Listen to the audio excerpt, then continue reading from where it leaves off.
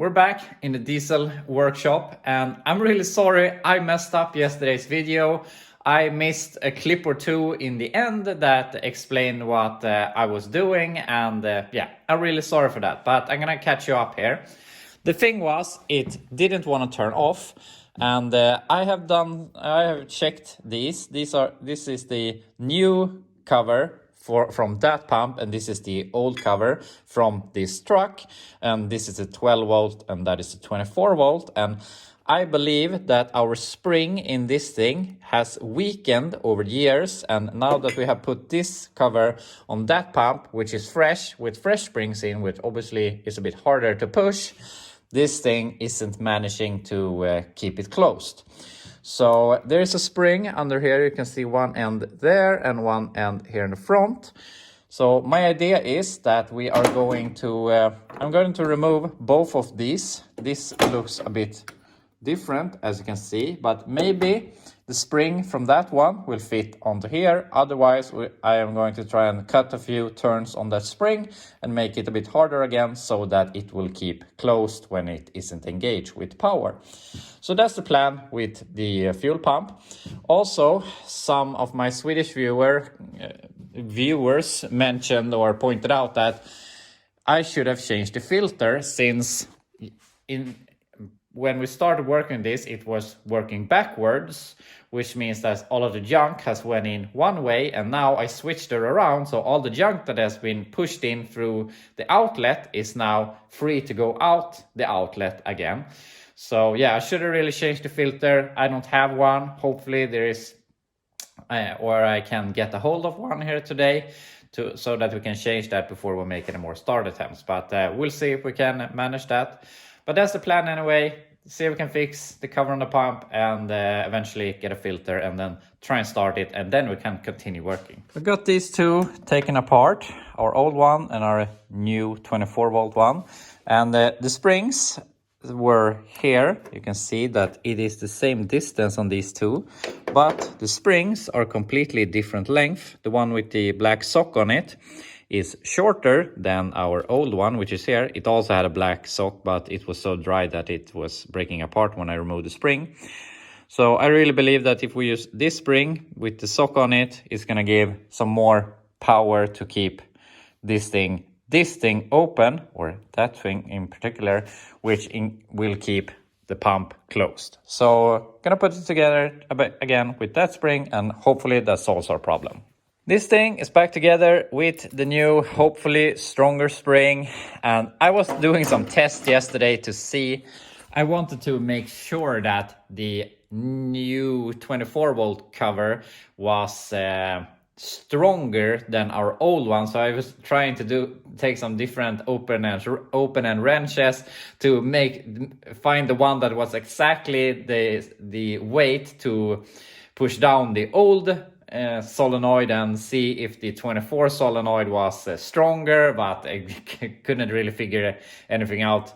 There's not a super big difference, but I hope that this will help, and either way we have assured that we have a spring that was meant for this pump. So we're gonna put that on, and also I have sourced a filter where I found a company that has them. So I'm gonna go ahead and buy one of those, and I'm actually gonna buy a whole set of this also, so that we have for the El Camino later on when we're gonna start working on that. And that thing is a very universal filter. It was on a lot of stuff, and yeah, it will be easy to find replacements, and they're cheap to buy. If we start driving the El Camino, I can have one or two as a spare in the truck if for whatever reason we get some problems down the road. So I'm gonna go ahead, pick that up, and then we'll be back to you in a little while. We're heading home here again. I have bought some filters and also bought a complete kit for the El Camino, as we talked about. So we're gonna head home and hopefully get the truck started again, and even better, get it to shut off also. But something crazy happened here. While I was jumping in the truck to drive here, I got a phone call, and a call that I was actually expecting, but I was not expecting the outcome that came with it. So earlier this week I talked about this frame that I had bought that was not the El Camino frame, and that it was something completely different. And I have made a deposit on it, but the owner called me now and he has cancelled the deal. He has paid back my money, and that's a bummer. I'm not gonna cry over it, but I'm gonna explain everything now, what it was and what happened. So this thing was a old motorhome frame, no body at all. It was just frame rails, front suspension, a rear axle that was loose, and a motor, a 6.2 diesel. And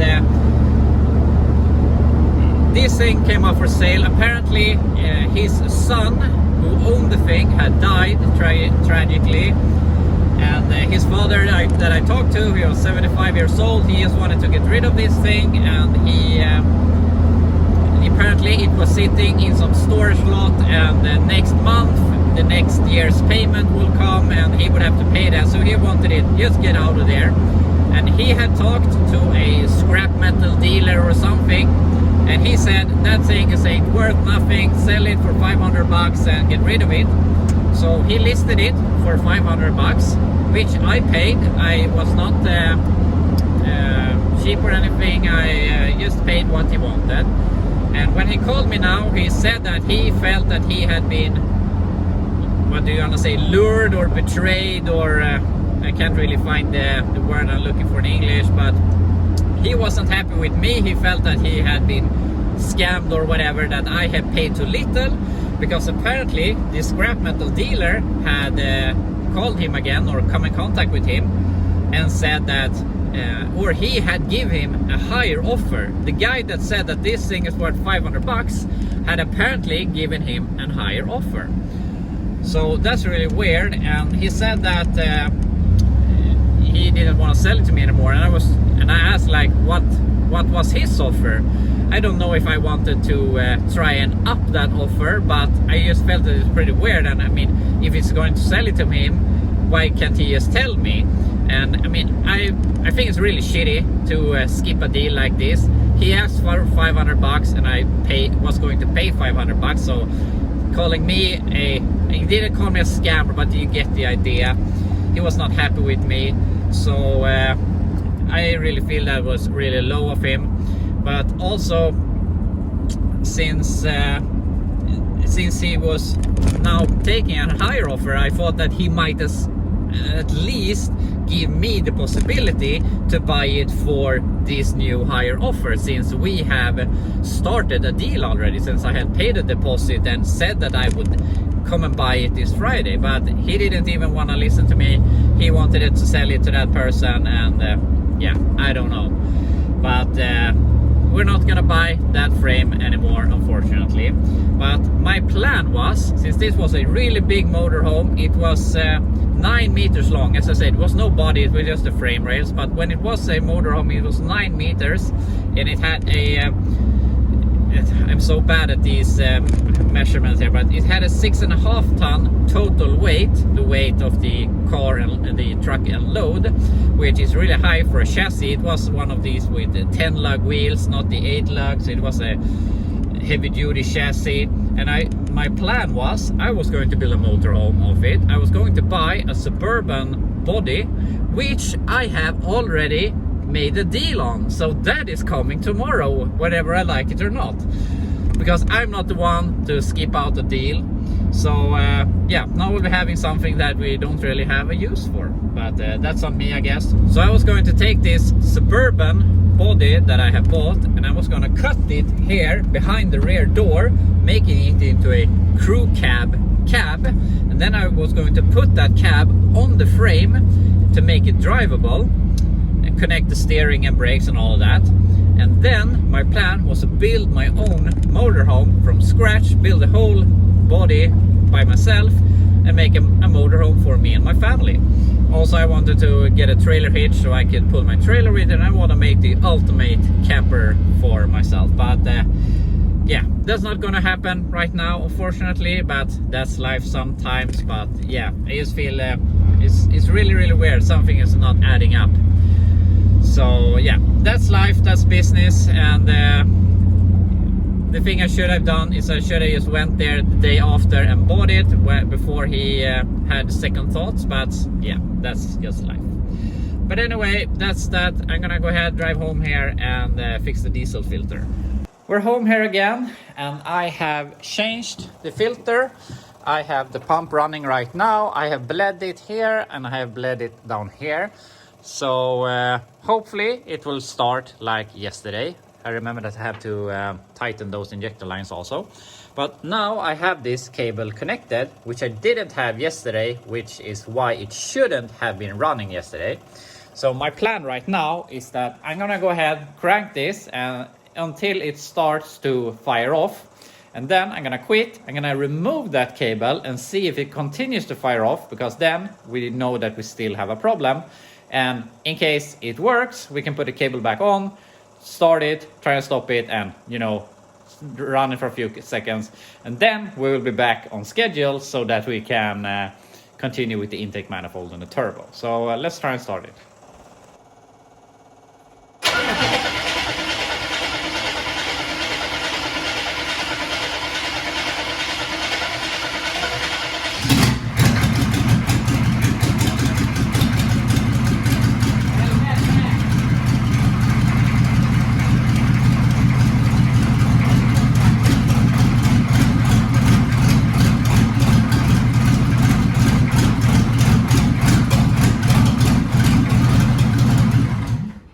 So that worked a little too well. It started easier than I thought. It was running better than I was anticipating, and I couldn't get it to stop. So what is causing this? I'm not sure. Is there stiffer springs in this pump because of the 24 volt? I have never heard of that. I have just heard that you take the lid from a 12 volt, put it on the military pump, and you're good to go. But it seems that's not the case. So yeah, I will have to do some, I'm gonna do some research, see if there is anything I can do, or if we have to figure something else out. I'm trying to figure out what's wrong, but I really can't figure this out, at least yet. I have taken this apart, but I tried when this was all together. I put it down there and it pushes this thing further along than this thing does. It just gives away. But if I take that one and put it in here, it pushes this thing. So it feels like this arm in this pump is moving more easily than in this pump. So, I mean, then we want this to be able to push more. But I mean, we have already taken the spring from that one, and there's nothing in the solenoid holding it back, because this thing just goes in there. There's no spring or anything. So the only thing there is this arm and this spring. And I have checked the arm. I've tried to check them like this. They are the same length, same angles, everything. I tried bending this forward a little bit. Didn't help. So I can't figure out what's wrong here. So yeah, I have to do some more troubleshooting, I guess. But yeah. This is really annoying. I think I have found the problem. If we look at this, our original solenoid, you see that it has two forks like this. Only one is bent, but this one sticks up like this. And if we look at the pump where it's from, there's nothing here mechanical for it to do anything. So why is it there? I don't know. But if we go to this rod, I saw this when I looked at them, but this thing is cut, obviously, or cut, but it isn't that long. And when I looked here in the pump, we have a provision here, or whatever, a piece in the casting, and I believe that this thing is hitting that thing. So I am going to go ahead, measure and cut this to the same length as that one, and hopefully that will solve our issues. I put the pump back together, I removed everything and changed out this to the arm that was from that pump. So also I went ahead and checked the solenoid, and now it wouldn't close. So I put in the original spring. This is a spring that came with the 24 volt system. So hopefully it works now.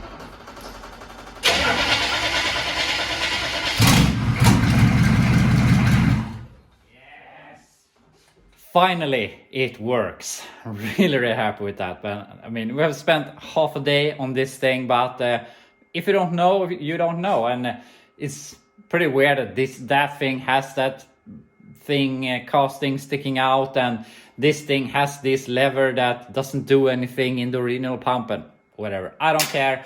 We've solved the problem. Now we can go ahead, put on the intake and turbo and all of the other stuff.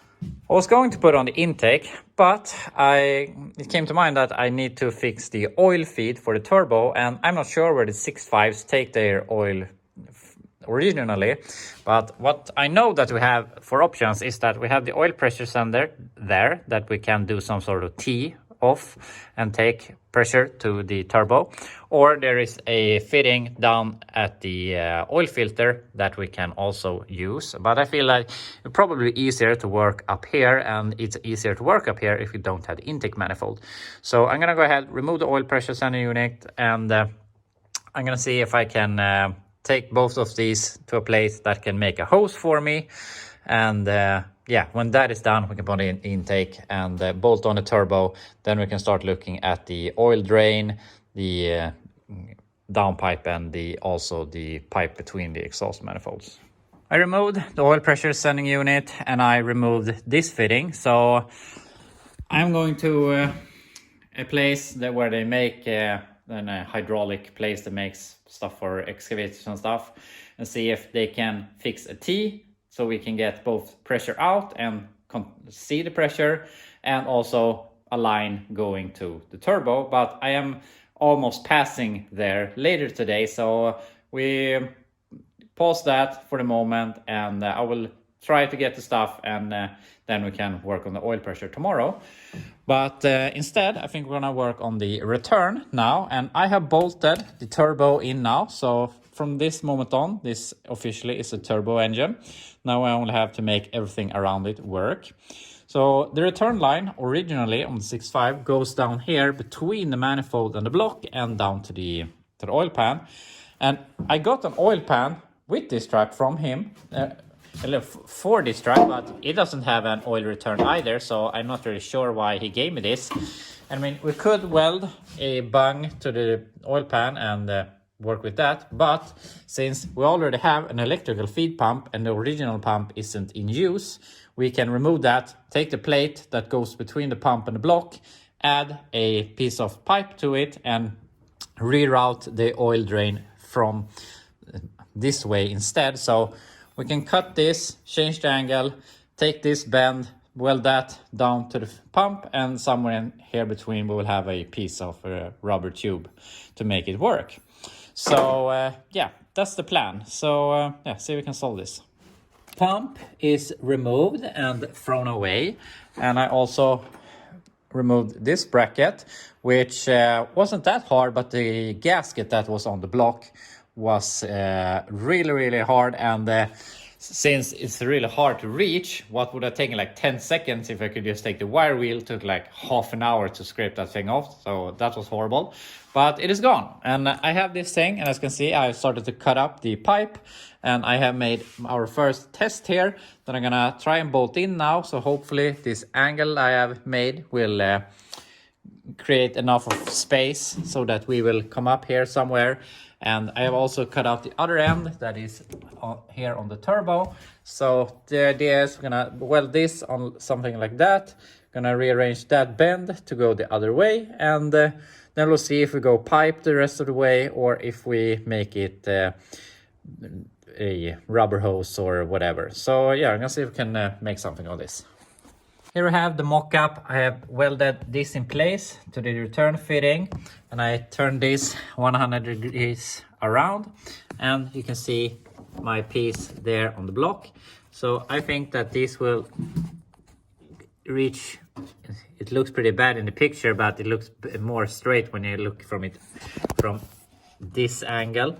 So I'm gonna decide that this distance we're gonna make it rubber instead, since I don't have any more pipe, and I don't think that the heat from the exhaust manifold is gonna be that bad. So yeah, gonna weld this, find some rubber hose, and then we can put it together, and at least the oil drain will be done. all welded, piece from the turbo done a bit, and then we have piece on the block also welded and painted, and I think this is gonna seal up, not leak. So I'm gonna put that on. I also have some hose here, and then hopefully we will have the at least the oil drain done. And here we have the oil drain all done. It's so tight and hard to show you how it looks, but you have it there at least.